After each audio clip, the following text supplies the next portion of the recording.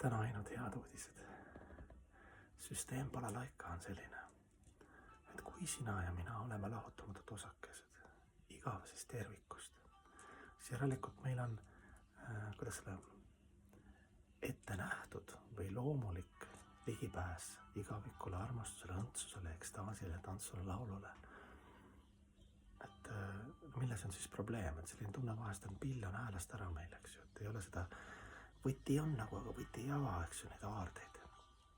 Et seda teadvustada, seda loomulikku hingeseisundit, olla õnnelik ja rõõmus ja kõike armastada tingimusteta.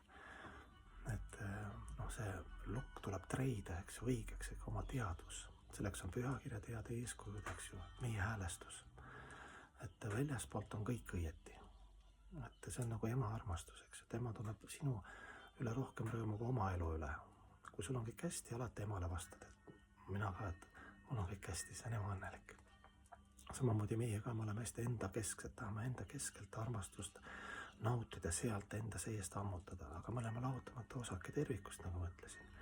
Ja meil on ligipääs, kui me hakkame teiste teenimisest ja kõige kõrgema ilusatest asjadest, loodusest väljaspool rõõmu tundma, siis automaatselt meie lahutamatud osakesed saame ekstaasi ja loomuliku sellise hingeseisundi, igavikulise tunde. Et Jumal on nagu kõik õieti teinud. Ta on andnud piisavalt meil vahendeid ja nööre, eks ju, taevast ripuvad õndsuse redelid, pühakirjad, pühakud, püha nimi, palved, püha muusika, imeline loodus, värvid, lõhnad, maitsed ja nii edasi, eks ju, huumor, muusika, jah. Et hästi palju erinevaid selliseid õnnistusi on.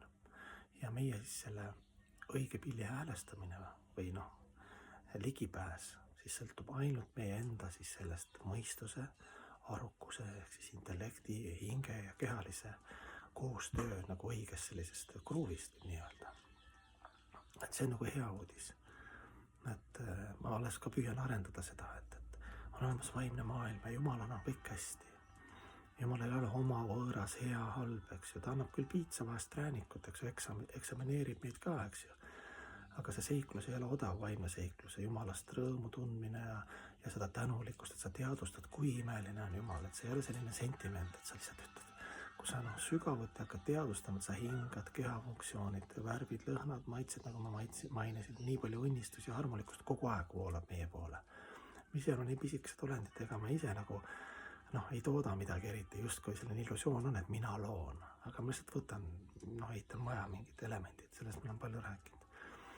Ja siis, kui sa vaimustud Jumalast, eks ju, ja teistel läheb hästi ja teiste teenimisest saad nagu seda energiat, õnne-energiat, siis sa saad aru, et sa oled lahutamata osake.